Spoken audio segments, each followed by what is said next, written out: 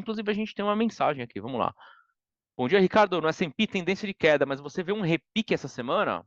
Vamos retomar aqui, Leandro, eu já passei pelo gráfico do S&P, mas repique essa semana, eu te diria que é o seguinte, ó, a gente está olhando o gráfico intraday, mas para responder sua pergunta, vamos olhar para o diário, tá? Seguinte, ó, esses canais, né, independente do ser para cima, para baixo, enfim, se isso fosse um canal de correção, né, tende a conter uma correção, o que a gente observaria seria isso: correção dentro do canal, retoma a tendência de alta. Tá? Isso é comum que aconteça nos mercados. A gente consegue observar o que tem dentro do canal aqui é uma pecinha de correção, tá? Basicamente. Na minha avaliação, a interpretação pode ser de um zigue-zague. Tá? Se fosse um zigue-zague, o que a gente observaria seria... Vamos fazer uma análise aqui um pouco mais aprofundada para responder a sua pergunta. Ó. Vamos olhar pelo diário. Tá? Então,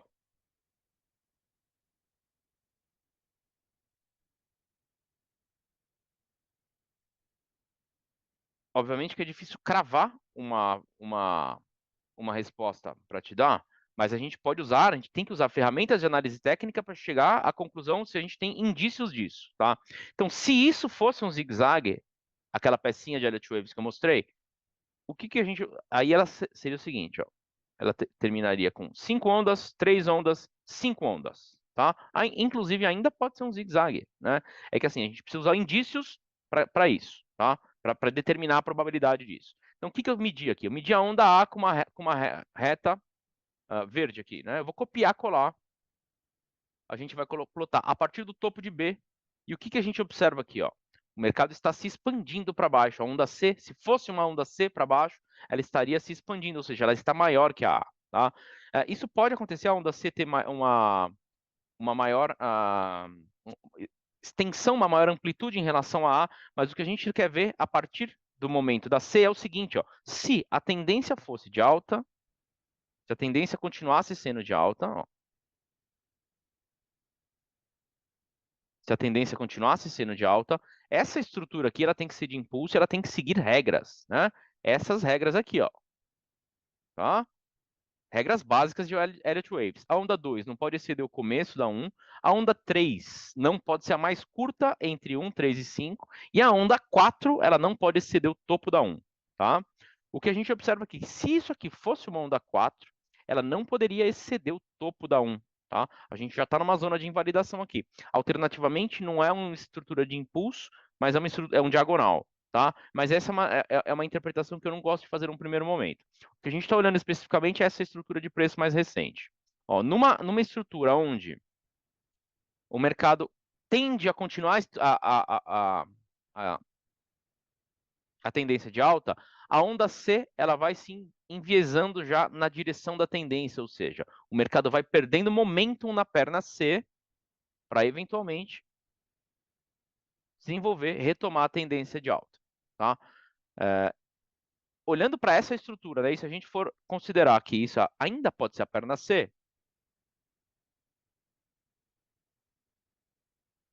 essa estrutura aqui, ó, ela está se desenvolvendo como uma estrutura de impulso. Né, ó. O que eu quero dizer com isso?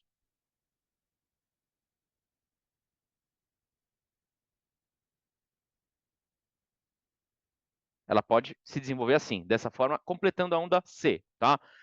Mas alternativamente, né? Alternativamente, sempre quando a gente usa a teoria de Elliott Waves para fazer projeção, a gente fala sempre em alternativas, né? em cenários, tá? A gente tem que trabalhar com cenários alternativos. Agora, do contrário, caso, e aí é o cenário que está mais ficando provável, né? Dada a circunstância de outros ativos também, como a curva de juros explodindo. De que essa estrutura aqui, que a gente está vendo de 5 ondas, não é um ABC, mas sim uma estrutura de impulso de maior escala de tempo e numa eventual retomada da tendência de baixo, tá? Mas, de novo, não dá para cravar esse cenário, a gente trabalha sempre com interpretações de Elliott Waves e com possíveis cenários, tá? Agora, se esse for o cenário de fato que está se desenvolvendo, e aí é importante também a gente não olhar só um mercado. Né? O que a gente está fazendo? A gente está olhando o fortalecimento do dólar, a gente está olhando a curva de juros americana abrir, né? Então são outros. Percebe que a gente está construindo um contexto, entendendo um contexto, né, de uma cesta de ativos para chegar a uma conclusão, a uma interpretação mais provável de Elliott Waves. Tá? Então não basta olhar simplesmente a estrutura de preço, a gente tem que olhar para outros mercados e outros ativos também. Agora, respondendo especificamente a sua pergunta de repique no intraday, de repique na semana. Assim, caso, né, o que a gente está vendo aqui na tela? A sessão de hoje já, ó, aumento do volume de negociação. Vamos dar zoom agora, ó. Aumento no volume de negociação aqui na perna de venda, né? Então, a partir desse topo, o que a gente está observando aqui? Aumento na negociação. O que isso quer dizer? O mercado está ganhando momentum na venda, tá? O rompimento desse pivô de baixo aqui é sinalização importante e deixa menos provável um cenário de repique na semana, tá, Leandro? Fica mais provável, aí, dada o contexto todo, né? Fica mais provável uma extensão aí do movimento de baixa, tá? E como a gente assume sempre a premissa dos mercados serem fractais, o que a gente pode fazer? Vou diminuir a escala de tempo e vou postar aqui para vocês. A gente vai fazer uma análise de menor escala de tempo, porque a sua pergunta é se pode ter um repique na semana. Repique, muitas vezes, pode ser um movimento de correção, certo? Não necessariamente uma reversão da tendência de baixa. Então, vamos usar o FIB 360, que é esse indicador aqui que eu desenvolvi no TradingView, para identificar se a gente está perto, pelo menos, de uma zona de suporte. Então, vamos chamar o indicador. Às vezes demora um pouquinho para carregar o algoritmo. E eu vou fazer essa projeção para aqui para você. E eu posto no grupo do Telegram, tá? Não sei se você já está no grupo do Telegram ou não, mas de qualquer forma eu vou. Convite do grupo do Telegram está aqui nesse link. Neste link que eu vou postar aqui no YouTube. Acesse o grupo o link de acesso ao grupo do Telegram por lá, que eu faço a análise por lá também, tá? Mas de qualquer forma, vamos fazer o seguinte, ó. Vamos identificar. Agora é tentativa e erro, tá? Na verdade, não dá para a zero de jogo saber qual é a proporção que o mercado está usando para. Mas a gente já tem alguma indício de que essa proporção está correta, tá? Muitas das vezes eu tenho que trocar o pivô aqui na primeira tentativa. Mas ó, os mercados, né, o mercado está usando essa permutação de pivôs para formar preço, tá? Ó. Como eu sei disso? Porque eu estou vendo os pivôs, né? Os pontos de inflexão importantes derivados dessa proporção aqui, tá? Então é sempre uma questão de proporção, percebe? Ó? Tá? Essa é a proporção que o mercado está usando para se expandir para baixo, para desenvolver a tendência, tá? Fundo, topo, fundo anterior, inverteu polaridade, usou como resistência, certo? Então é dessa forma que a gente identifica pontos de suporte e resistência para os ativos, tá? Ó. Então, como a gente identificou de primeira, a gente já tem os próximos suportes do S&P aqui, tá? Eu vou plotar para vocês isso aqui, vou copiar e colar, vou jogar no grupo do Telegram. Fica aí o estudo para a semana, tá? E aí pode ser repique, né? Pode chegar no 4155, repicar e voltar para resistência, certo? É comum, né? Ó, chegou no nível de suporte, repique até a resistência. Chega no nível de suporte, rompeu, busca o próximo. A dinâmica é sempre essa, tá? Rompeu, busca o próximo, rompeu, busca o próximo.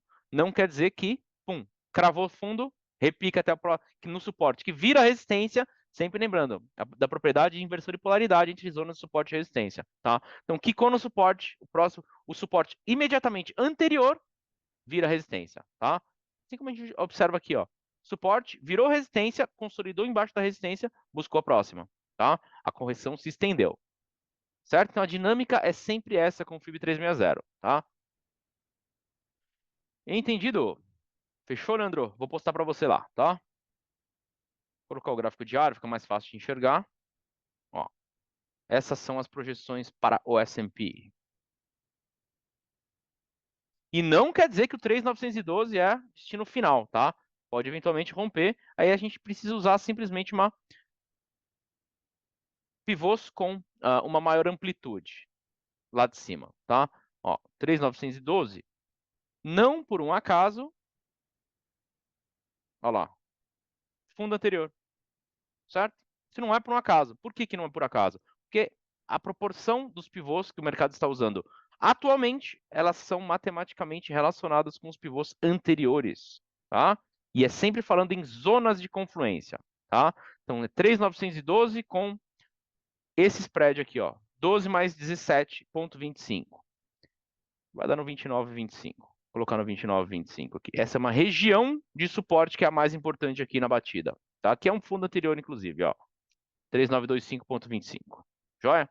Região de suporte anterior. Não por um acaso, fundo anterior também. Tá? É o que está projetado na tela. E nota que a gente encontrou este fundo, né? A projeção destes fundos aqui, derivados de pivôs aqui no meio da estrutura de queda já, tá? De novo, reforçando. Os pivôs atuais, eles têm uma relação matemática com os pivôs anteriores, tá? É tudo matematicamente relacionado. Joia? É por isso que a gente, não por um acaso, encontrou o fundo anterior derivado dessa estrutura de queda aqui já. Joia? Então vamos lá. Eu vou postar essa imagem aqui que ficou mais legal que a anterior.